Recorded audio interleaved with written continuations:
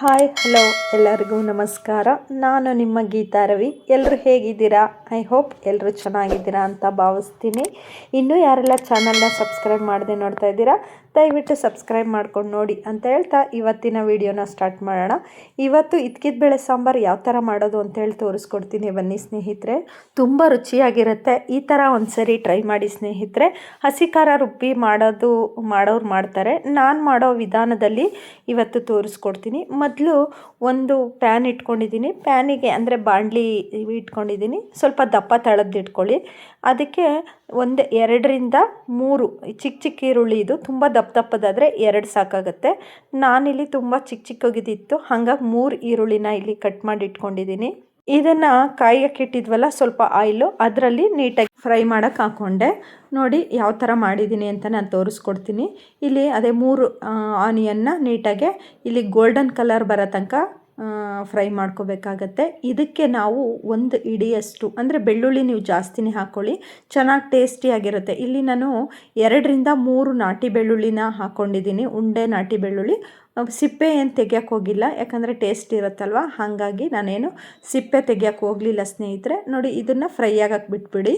ಇಷ್ಟು ಫ್ರೈ ಆದ ನಂತರ ಇದಕ್ಕೆ ಸ್ವಲ್ಪ ಜೀರಿಗೆ ಹಾಕ್ಕೊಳ್ಳಿ. ಜೀರಿಗೆ ಒಂದು ಟೇಬಲ್ ಸ್ಪೂನಷ್ಟು ಜೀರಿಗೆ ಹಾಕ್ಕೊಂಡಿದ್ದೀನಿ. ನಾನು ಏನು ಗೊತ್ತಾ, ಸ್ಪೂನ್ ಅಷ್ಟು ಯೂಸ್ ಮಾಡೋದೇ ಇಲ್ಲ, ಕೈ ಅಳ್ತೇನೆ ಗೊತ್ತಾಗ್ಬಿಡುತ್ತೆ. ಅದು ಟೇಬಲ್ ಸ್ಪೂನು ಅದು ನನ್ನ ಹತ್ರ ಇಲ್ಲವೂ ಇಲ್ಲ. 1 ಸ್ಪೂನಷ್ಟು ನಾನು ಜೀರಿಗೆ ಹಾಕ್ಕೊಂಡಿದ್ದೀನಿ ಸ್ನೇಹಿತರೆ. ಇದನ್ನು ನೀಟಾಗಿ ಮಿಶ್ರಣ ಮಾಡ್ಕೋಬೇಕಾಗತ್ತೆ. ಇನ್ನು ಇದಕ್ಕೆ ಗಸಗಸೆ ಮೇಯ್ನು. ಗಸಗಸೆ ನೀವು ಎಷ್ಟು ಹಾಕ್ತಿರೋ ಅಷ್ಟು ರುಚಿ ಕೊಡುತ್ತೆ ಸ್ನೇಹಿತರೆ. ನಾನಿಲ್ಲಿ 2 ಸ್ಪೂನಷ್ಟು ಗಸಗಸೆನ ಯೂಸ್ ಮಾಡಿದ್ದೀನಿ. ಸ್ವಲ್ಪ ದೊಡ್ಡದೇ ಇದೆ ಸ್ಪೂನು, ನೋಡ್ಬೋದು. 2 ಸ್ಪೂನಷ್ಟು ಗಸಗಸೆನ ನಾನು ಇಲ್ಲಿ ಆ್ಯಡ್ ಮಾಡಿಕೊಂಡು ನೀಟಾಗೆ ಫ್ರೈ ಮಾಡ್ಕೋತಾ ಇದ್ದೀನಿ.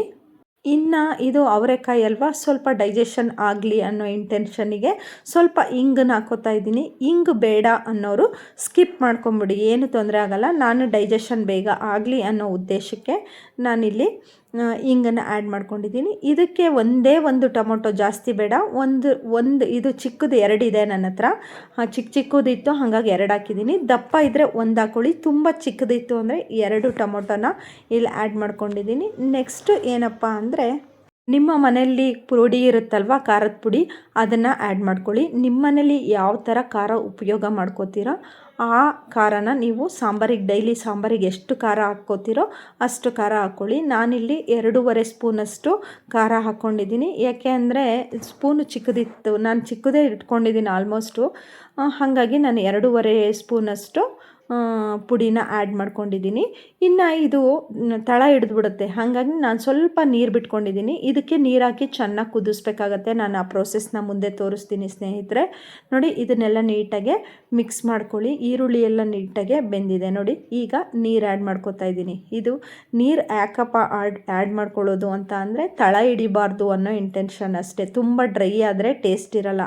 ನೀಟಾಗೆ ಸ್ವಲ್ಪ ನೀರಲ್ಲಿ ಚೆನ್ನಾಗೆ ಕುದ್ರೆ, ಮಸಾಲ ನೀಟಾಗಿ ಕುದ್ದಿದ್ರೆ ನಮಗೆ ರುಚಿನೂ ಚೆನ್ನಾಗಿ ಸಿಗುತ್ತೆ. ನೋಡಿ ಎಷ್ಟು ಕುದೀತಾ ಇದೆ ಅಂತ. ಇಷ್ಟು ಕುದೀತಾ ಇದ್ದರೆ ಸಾಕಾಗತ್ತೆ. ಈಗ ಇದಕ್ಕೆ ನಾನೇನಪ್ಪ ಮಾಡ್ತೀನಿ ಅಂದರೆ, ನಾವು ಹಿಚ್ಕಿ ಇಟ್ಕೊಂಡಿದ್ವಲ್ಲ ಅದನ್ನು, ಕಾಳನ್ನ 1 ಕಪ್ಪಷ್ಟು ಕಾಳನ್ನ ಇದಕ್ಕೆ ಆ್ಯಡ್ ಮಾಡ್ಕೋತಾ ಇದ್ದೀನಿ. ಹಸಿ ಕಾಳನ್ನೇ ಇದಕ್ಕೆ ಆ್ಯಡ್ ಮಾಡ್ಕೋಬೇಕಾಗತ್ತೆ. ಈ ಥರ ಮಾಡಿ ನೋಡಿ ಸ್ನೇಹಿತರೆ, ತುಂಬ ಚೆನ್ನಾಗಿರುತ್ತೆ. ಈಗ ನೀಟಾಗೆ ಮಿಕ್ಸ್ ಮಾಡ್ಕೊಳ್ಳಿ. ಇದೊಂದು 2 ಕುದಿ ಬಂದ ನಂತರ ನಾವು ತೆಂಗಿನಕಾಯಿನ ಆ್ಯಡ್ ಮಾಡ್ಕೊಳ್ಳೋಣ. ನೋಡಿ ಕುದೀತಾ ಇದೆ ಅಲ್ವಾ, ಈ ಟೈಮಲ್ಲಿ ನಾವು ಅರ್ಧ ಹೋಳಷ್ಟು ತೆಂಗಿನಕಾಯಿನ ತುರಿದು ಇಟ್ಕೊಂಡಿದ್ದೆ ಸ್ನೇಹಿತರೆ. ನೋಡಿ ಅರ್ಧ ಹೋಳು ಬೇಕಾಗುತ್ತೆ ಇದ್ಕಿದ ಬೇಳೆ ಸಾಂಬಾರಿಗೆ. ಇದನ್ನು ಆ್ಯಡ್ ಮಾಡ್ಕೋಬೇಕಾಗತ್ತೆ. ನೋಡಿ ನಾನು ಹಾಕ್ತಾಯಿದ್ದೀನಿ. ಇದನ್ನೆಲ್ಲ ಹಾಕಿದ ನಂತರ ಏನಪ್ಪ ಮಾಡಬೇಕು ಅಂದರೆ, ನೀಟಾಗೆ ಮಿಕ್ಸ್ ಮಾಡ್ಕೊಳ್ಳೋಣ. ಇನ್ನೂ ನೀರು ಬೇಕು ಅಂದರೆ ನೀರು ಆ್ಯಡ್ ಮಾಡ್ಕೊಳ್ಳೋಣ. ನಾನು ನೀರು ಆ್ಯಡ್ ಮಾಡ್ಕೊಂಡಿದ್ದೀನಿ, ತೋರಿಸ್ತೀನಿ ಮುಂದೆ. ಇದನ್ನೆಲ್ಲ ನೀಟಾಗೆ ಈ ಥರ ನೀಟಾಗಿ ಮಿಕ್ಸ್ ಮಾಡ್ಕೋಬೇಕಾಗತ್ತೆ. ನೋಡಿ ನಾನು ಇದನ್ನು ತೆಂಗಿನಕಾಯಿ ತುರಿದಿಟ್ಕೊಂಡಿದ್ನಲ್ಲ ಆ ತಟ್ಟೆಲಿ ಇನ್ನೊಂದು ಸ್ವಲ್ಪ ತೆಂಗಿನಕಾಯಿ ಸ್ವಲ್ಪ ಇತ್ತು, ಅದಕ್ಕೆ ಸ್ವಲ್ಪ ನೀರು ಬಿಟ್ಕೊಂಡು ಇದನ್ನು ನೀರನ್ನು ಆ್ಯಡ್ ಮಾಡ್ಕೊಂಡಿದ್ದೀನಿ. ನೋಡಿ ಇಷ್ಟು ನೀರು, ಇನ್ನೂ ಒಂದು ಸ್ವಲ್ಪ ಹಾಕ್ಕೊಂಡ್ರೂ ನಡೆಯುತ್ತೆ, ಏಕೆಂದರೆ ಇದು ಚೆನ್ನಾಗಿ ಕುದಿಬೇಕಾಗತ್ತೆ. ಹಾಗಾಗಿ ಇಷ್ಟು ಮಾಡಿಕೊಂಡ್ರೆ ನೋಡಿ ಚೆನ್ನಾಗಿ ಬಂದಿದೆ. ಕಲರ್ ನೋಡಿ ಎಷ್ಟು ಚೆನ್ನಾಗಿದೆ. ಸಾಂಬಾರು ನೀವು ಯಾವ ಥರ ಪುಡಿ ಇರುತ್ತೆ ನಿಮ್ಮ ಮನೆಗೆ, ಆ ಕಲರು ಸಾಂಬಾರು ಚೆನ್ನಾಗಿ ಬರುತ್ತೆ. ಇದನ್ನು ನೀಟಾಗಿ ಕುದಿಸ್ಕೋಬೇಕಾಗತ್ತೆ. ಹಸಿ ವಾಸನೆ ಹೋಗೋ ತನಕ ಕುದಿಸ್ಕೊಳ್ಳಿ. ಇನ್ನು ಇದಕ್ಕೆ ನಾನು ಏನಪ್ಪ ಮಾಡ್ತೀನಿ ಅಂದರೆ, ಕೊತ್ತಂಬರಿ ಸೊಪ್ಪು ಮತ್ತು ಸ್ವಲ್ಪ ಕರ್ಬೇವಿನ ಸೊಪ್ಪನ್ನ ಆ್ಯಡ್ ಮಾಡ್ಕೋತೀನಿ. ಸಾಂಬಾರು ಒಳ್ಳೆ ಪರಿಮಳ ಬರಲಿ ಅನ್ನೋ ಉದ್ದೇಶಕ್ಕೆ ಕೊತ್ತಂಬರಿ ಸೊಪ್ಪು ಮತ್ತು ಕರ್ಬೇವಿನ ಸೊಪ್ಪನ್ನ ತೊಳೆದ್ಬಿಟ್ಟು ಈ ಥರ ಒಂದೆರಡು ದಪ್ಪವಾಗಿ ಹೆಚ್ಕೊಂಡು ಅದನ್ನು ಆ್ಯಡ್ ಮಾಡ್ಕೊಂಡಿದ್ದೀನಿ. ಕೊನೆಗೆ ಆ್ಯಡ್ ಮಾಡ್ಕೊಳ್ಳಿ, ಮೊದಲೇ ಹಾಕ್ಕೊಂಬೇಡಿ ಕೊತ್ತಂಬರಿ ಮತ್ತು ಕರಿಬೇವನ್ನ. ಇನ್ನೇನು ಕುದ್ದಿದೆ ಅನ್ನೋ ಟೈಮಲ್ಲಿ ಕೊತ್ತಂಬರಿ ಸೊಪ್ಪನ್ನು ಮತ್ತು ಕರ್ಬೇವಿನ ಸೊಪ್ಪನ್ನ ಆ್ಯಡ್ ಮಾಡಿಕೊಂಡು ಇದನ್ನು ಮಿಕ್ಸಿ ಮಾಡಿಕೊಂಡ್ರೆ ಅಲ್ಲಿಗೆ ಅರ್ಧ ಸಾಂಬಾರು ರೆಡಿ ಆಗುತ್ತೆ ಸ್ನೇಹಿತರೆ. ನೋಡಿ ಕುದೀತಾ ಇದೆ ಸಣ್ಣಕ್ಕೆ, ಇಷ್ಟಾದರೆ ಸಾಕಾಗುತ್ತೆ. ಇನ್ನು ಇದು ತಣ್ಣಗಾದಮೇಲೆ ಮಿಕ್ಸಿ ಜಾರ್ಗೆ ಇದನ್ನೆಲ್ಲ ಆ್ಯಡ್ ಮಾಡ್ಕೊಳ್ಳಿ. ಆ್ಯಡ್ ಮಾಡಿಕೊಂಡು ನೀಟಾಗಿ ಪೇಸ್ಟ್ ಮಾಡ್ಕೋಬೇಕಾಗತ್ತೆ. ನೋಡಿ ಇಷ್ಟಾದರೆ ಸಾಕಾಗತ್ತೆ. ನೋಡಿ ಎಷ್ಟು ಚೆನ್ನಾಗಿದೆ, ಕಲರು ಚೆನ್ನಾಗಿದೆ, ಸಾಂಬಾರು ಚೆನ್ನಾಗಿ ಬರುತ್ತೆ. ಇನ್ನು ನಾನು ಕುಕ್ಕರಿಗೇನು ಕಾಳು ಹಾಕೋಕ್ಕೆ ಹೋಗ್ತಾ ಇಲ್ಲ, ಯಾಕೆಂದರೆ ಪಾತ್ರೆಯಲ್ಲೇ ಮಾಡಿಬಿಡೋಣ. ಯಾವಾಗಲೂ ಕುಕ್ಕರಲ್ಲೇ ಮಾಡ್ತೀನಿ. ಒಂದು ವಿಷಲ್ ಮಾಡಿ ವಿಷಲ್ನ ಸ್ವಲ್ಪ ಏರನ್ನ ಬಿಟ್ಬಿಡ್ತೀನಿ, ಅಲ್ಲಿಗೆ ನೀಟಾಗಿ ಬೆಂದಿರುತ್ತೆ. ಇವತ್ತು ಪಾತ್ರೆಯಲ್ಲೇ ಮಾಡೋಣ ಅಂಥೇಳಿ ಒಂದು ಪಾತ್ರೆ ಇಟ್ಕೊಂಡಿದ್ದೆ. ಸ್ವಲ್ಪ ಆಯಿಲ್ ಹಾಕ್ಕೊಂಡಿದ್ದೀನಿ ಒಗ್ಗರಣೆಗೆ ಸ್ವಲ್ಪ ಸಾಸಿವೆ, ಆಮೇಲೆ ಕರ್ಬೇವಿನ ಸೊಪ್ಪು, ಆಮೇಲೆ ಸ್ವಲ್ಪ ಚಕ್ಕೆ. ಇಷ್ಟೇ ಹಾಕ್ಕೊಳ್ಳೋದು ನಾನು ಒಗ್ಗರಣೆಗೆ, ಜಾಸ್ತಿ ಇನ್ನೇನು ಹಾಕ್ಕೊಳಕ್ಕೆ ಹೋಗಲ್ಲ. ಈರುಳ್ಳಿ, ಹಸಿ ಈರುಳ್ಳಿ ಆ ಥರ ಏನೂ ಹಾಕ್ಕೊಳಕ್ಕೆ ಹೋಗಲ್ಲ. ನೋಡಿ ಇಷ್ಟೇ ಹಾಕ್ಕೋತೀನಿ. ಇನ್ನು ಇಕ್ಕಿದ್ಬೇಳೆ ಸಾಂಬಾರಿಗೆ ಬದನೆಕಾಯಿನ ಮತ್ತು ಆಲೂಗಡ್ಡೆನ ಆ್ಯಡ್ ಮಾಡ್ಕೋತೀನಿ. ನಿಮಗೆ ಬದನೆಕಾಯಿ ಆಲೂಗೆಡ್ಡೆ ಬೇಡ ಅಂದರೆ ಸ್ಕಿಪ್ ಮಾಡ್ಕೊಳ್ಳಿ. ನಮ್ಮ ಮನೇಲಿ ಬದನೆಕಾಯಿ ಆಲೂಗೆಡ್ಡೆ ಹಾಕ್ತೀವಿ ನಾವು. ಹಾಗಾಗಿ ನಾನು ಇಲ್ಲಿ ಒಂದು ಆಲೂಗೆಡ್ಡೆ ಮತ್ತು ಒಂದು ಬದನೆಕಾಯಿನ ಆ್ಯಡ್ ಮಾಡ್ಕೊಂಡಿದ್ದೀನಿ. ಎರಡು ಬದನೆಕಾಯಿ ಮತ್ತು ಒಂದು ಆಲೂಗಡ್ಡೆನ ಹಾಕ್ಕೊಂಡು ನೀಟಾಗಿ ಆಯಿಲಲ್ಲಿ ಫ್ರೈ ಮಾಡ್ಕೊತಾ ಇದ್ದೀನಿ ಸ್ನೇಹಿತರೆ. ಆಲೂಗೆಡ್ಡೆ ಬದನೆಕಾಯಿ ಫ್ರೈ ಆದ ನಂತರ ಇದನ್ನು ನಾವೇನು ಮಿಶ್ರಣ ಮಾಡ್ಕೊಂಡಿದ್ವಿ ಅಂದರೆ ಪೇಸ್ಟ್ ಮಾಡ್ಕೊಂಡಿದ್ವಲ್ಲ, ಅದನ್ನೆಲ್ಲ ನೀಟಾಗಿ ಇದಕ್ಕೆ ಹಾಕೋಬೇಕಾಗತ್ತೆ. ಏನು ಜಾರಲ್ಲಿದೆ ಅದನ್ನೆಲ್ಲ ನೀಟಾಗಿ ನೀರು ಹಾಕ್ಕೊಂಡು, ಒಂದು ಚೂರು ವೇಸ್ಟ್ ಮಾಡ್ಕೋಬೇಡಿ. ನಾನಂತೂ ಏನು ವೇಸ್ಟ್ ಮಾಡಲ್ಲ, ಎಲ್ಲ ತೊಳೆದು ಬಳೆದು ಹಾಕ್ಬಿಡ್ತೀನಿ. ಆ ಥರ ಎಲ್ಲ ತೊಳೆದು ಬಳೆದು ಹಾಕಿದ್ರೇ ಸಾಂಬಾರು ರುಚಿ ಅಂತೇಳಿ ನಮ್ಮ ಅಜ್ಜಿ ಅವಾಗ ಅನ್ನೋರು. ಇದೆಲ್ಲ ಒಂಥರ ನೆನಪು. ನೋಡಿ ಮಿಕ್ಸಿ ಜಾರಲ್ಲಿ ಏನಿದೆ ಎಲ್ಲರೂ ಹಾಗೆ ಹಾಕೋದು, ಬಟ್ ಕೆಲವೊಬ್ಬರು ತೋರಿಸಲ್ಲ, ನಾನು ತೋರಿಸ್ತೀನಿ ಅಷ್ಟೇ ಸ್ನೇಹಿತರೆ. ವ್ಯತ್ಯಾಸ. ನೀಟಾಗಿ ಮಾಡ್ತಾರೆ, ನಾನು ನೀಟಾಗೆ ಮಾಡಿದ್ದೀನಿ.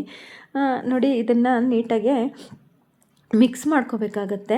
ನೀಟಾಗಿ ಮಿಕ್ಸ್ ಆಗಿದೆ ಅಂತ ಅನಿಸಿದ ನಂತರ ನಾವೇನು ಕಾಳು ಚಿಕ್ಕಿ ಇಟ್ಕೊಂಡಿದ್ವಲ್ಲ ಅದನ್ನು ಇದಕ್ಕೆ ಆ್ಯಡ್ ಮಾಡ್ಕೋತಾ ಇದ್ದೀನಿ. ಯಾಕಂದರೆ ಇನ್ನೂ ಕಾಳು ಬೆಂದಿಲ್ಲ ಅಲ್ವಾ, ಹಾಗಾಗಿ ಕುಕ್ಕರಿಗೆ ಹಾಕಿದ್ರೆ ಇದೆಲ್ಲ ಕುದಿಯುವಾಗ ಕಾಳು ಹಾಕ್ಬಿಟ್ಟು ವಿಷಲ್ ಮುಚ್ಚಿಬಿಟ್ರೆ, ಅಂದರೆ ಮೇಲ್ಗಡೆ ಮುಚ್ಚಿಬಿಟ್ರೆ, ಕುಕ್ಕರು ಮುಚ್ಚಳ ಮುಚ್ಚಿದ್ರೆ ಒಂದು ವಿಷಲ್ ಆದರೆ ಸಾಕಾಗುತ್ತೆ. ಇದು ಪಾತ್ರೆಯಲ್ಲಿ ಮಾಡ್ತಾ ಇರೋದ್ರಿಂದ ನಾನು ಹಿಂದೆನೇ ನಾನು ಮಸಾಲೆ ಹಾಕ್ತಿದ್ನಲ್ಲ, ಆ ಹಿಂದೆನೇ ನಾನು ಕಾಳನ್ನ ಆ್ಯಡ್ ಮಾಡ್ಕೊಂಡಿದ್ದೀನಿ ಸ್ನೇಹಿತರೆ. ಏಕೆಂದರೆ ಕಾಳು ಬೇಯಬೇಕಲ್ಲ, ಆ ಇಂಟೆನ್ಷನ್ ಅಷ್ಟೇ. ನೋಡಿ ಇದಕ್ಕೆ ಇನ್ನೂ ನೀರು ಬೇಕಾಗುತ್ತೆ, ಯಾಕಂದರೆ ಬೇಳೆ ಸಾಂಬಾರು ಬೇಗ ಗಟ್ಟಿಯಾಗಿಬಿಡುತ್ತೆ. ಸ್ವಲ್ಪ ಮಾಡುವಾಗಲೇ ನಾವು ಸ್ವಲ್ಪ ತೆಳ್ಳಗೆ ಮಾಡ್ಕೊಳ್ಳೋಣ, ಆಮೇಲೆ ಕುದೀತಾ ಅಂತೂ ತುಂಬಾ ಗಟ್ಟಿಯಾಗಿಬಿಡುತ್ತೆ ಬೇಳೆ ಸಾಂಬಾರು. ನೋಡಿ ಇಷ್ಟಾದರೆ ನೋಡಿ ಚೆನ್ನಾಗಿದೆ, ಇಷ್ಟಾದರೆ ಸಾಕಾಗುತ್ತೆ. ತುಂಬ ತೆಳುನೂ ಇರಬಾರ್ದು, ತುಂಬ ಗಟ್ಟಿನೂ ಮಾಡಿಲ್ಲ ನಾನು. ಇದು ನೀಟಾಗಿ ಕುದಿಯೋಕ್ಕೆ ಬಿಟ್ಬಿಡೋಣ. ನೋಡಿ ಕುದೀತಾ ಇದೆ ಅಲ್ವಾ, ಘಮನೂ ಹಾಗೆ ಬರ್ತಾಯಿತ್ತು ಸ್ನೇಹಿತರೆ. ನಾನು ವಾಯ್ಸ್ ಓವರ್ ಕೊಡುವಾಗ ಅದೇ ನೆನಪು ಮಾಡಿದ್ನಲ್ವ ಸಾಂಬಾರು ಅವತ್ತಿನ ದಿನ, ಅದೇ ನೆನಪಾಗ್ತಾಯಿತ್ತು ವಾಯ್ಸ್ ಓವರ್ ಕೊಡುವಾಗ. ನೋಡಿ ಇನ್ನೂ ಕಾಳು ಬೇಯಬೇಕು, ಸ್ವಲ್ಪ ಕುದೀತಾ ಇರುವಾಗ ತಿರುಗಿಸ್ತಾ ಇರಿ, ಯಾಕಂದರೆ ಉಕ್ಕು ಬಂದುಬಿಟ್ರೆ ಕಷ್ಟ. ಈ ಟೈಮಲ್ಲಿ ಕುದ್ದಿ ಆದ ನಂತರ ಉಪ್ಪು ಹಾಕ್ಕೊಳ್ಳಿ, ಯಾಕಂದರೆ ಕುದಿಯೋಕ್ಕಿಂತ ಮುಂಚೆನೇ ಉಪ್ಪು ಹಾಕ್ಕೋಬೇಡಿ.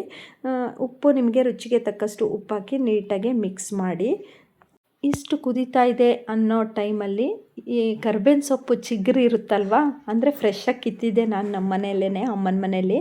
ಅದನ್ನು ನಾನು ಇನ್ನೇನು ಸಾಂಬಾರೆಲ್ಲ ಕುದ್ದಿ ಆಗಿತ್ತು ಆ ಟೈಮಲ್ಲಿ ಮೇಲ್ಗಡೆ ಆ್ಯಡ್ ಮಾಡಿಕೊಂಡೆ. ಕರ್ಬೇವಿನ ಸೊಪ್ಪು ದಂಟು ಸಮೇತ, ಅಂದರೆ ಗಟ್ಟಿಗಿರುತ್ತಲ್ಲ, ಬಿಡಿಸ್ಬೇಡಿ. ಕರ್ಬೇವಿನ ಸೊಪ್ಪು ಇಡಿದೆ ಹಾಕ್ಕೊಂಡಿದ್ದೀನಿ, ಯಾಕೆಂದರೆ ತುಂಬ ಪರಿಮಳವಾಗಿರುತ್ತೆ. ನೋಡಿ ಇಷ್ಟು ಆದರೆ ಸಾಕಾಗುತ್ತೆ. ಕಾಳು ಕೂಡ ನೀಟಾಗೆ ಬೆಂದಿದೆಯಾ ಅಂತೇಳಿ ನೋಡ್ತಾ ಇದ್ದೀನಿ. ಬೆಂದಿತ್ತು ಸ್ನೇಹಿತರೆ, ತುಂಬ ಟೇಸ್ಟಿಯಾಗಿತ್ತು ಸಾಂಬಾರು ಮಾತ್ರ. ಇದಕ್ಕೆ ನಾವು ಮುದ್ದೆ ಮಾಡ್ಕೊಂಡಿದ್ದೆ, ನಾನು ಅದನ್ನೆಲ್ಲ ವಿಡಿಯೋ ಮಾಡೋಕ್ಕೆ ಹೋಗಲಿಲ್ಲ. ನೋಡಿ ಇಷ್ಟಾದರೆ ಬೇಳೆ ಸಾರು, ರುಚಿಯಾಗಿರೋ ಅಂತಹ ಬೇಳೆ ಸಾಂಬಾರು ರೆಡಿ ಆಯಿತು ಅಂತ. ನಿಮ್ಮ ಮನೇಲಿ ಯಾವ ಥರ ಬೇಳೆ ಸಾಂಬಾರು ಮಾಡ್ತೀರಾ ಅಂಥೇಳಿ ನನಗೆ ಕಮೆಂಟ್ ಮಾಡಿ ತಿಳಿಸಿ. ನೋಡಿ ಸಾಕಾಗತ್ತೆ. ಇಲ್ಲಿಗೆ ಈ ಬೇಳೆ ಸಾಂಬಾರು ಮುಗ್ದಿದೆ ಸ್ನೇಹಿತರೆ, ಕ್ಲೋಸ್ ಆಯಿತು ಅಂತ ತೋರಿಸ್ತಾ ಇದ್ದೀನಿ. ಇಷ್ಟ ಆಗಿತ್ತು ಇದಾಗಿತ್ತು ಇವತ್ತಿನ ವಿಡಿಯೋ. ನನ್ನ ವಿಡಿಯೋ ಇಷ್ಟ ಆದರೆ ದಯವಿಟ್ಟು ಸಬ್ಸ್ಕ್ರೈಬ್ ಮಾಡ್ಕೊಂಡು ನೋಡಿ, ಶೇರ್ ಮಾಡಿ, ಲೈಕ್ ಮಾಡಿ ಅಂತ ಹೇಳ್ತಾ, ಮೇಯ್ನ್ ಸಪೋರ್ಟ್ ಬೇಕು ಸ್ನೇಹಿತರೆ, ನಿಮ್ಮೆಲ್ಲರ ಸಪೋರ್ಟ್ ಬೇಕು. ಮತ್ತು ನೆಕ್ಸ್ಟು ಮತ್ತೊಂದು ವಿಡಿಯೋ ಜೊತೆ ನಿಮ್ಮನ್ನು ಮತ್ತೆ ಭೇಟಿ ಆಗ್ತೀನಿ. ಅಲ್ಲಿವರೆಗೂ ಟೇಕ್ ಕೇರ್. ಬಾಯ್ ಸ್ನೇಹಿತರೆ.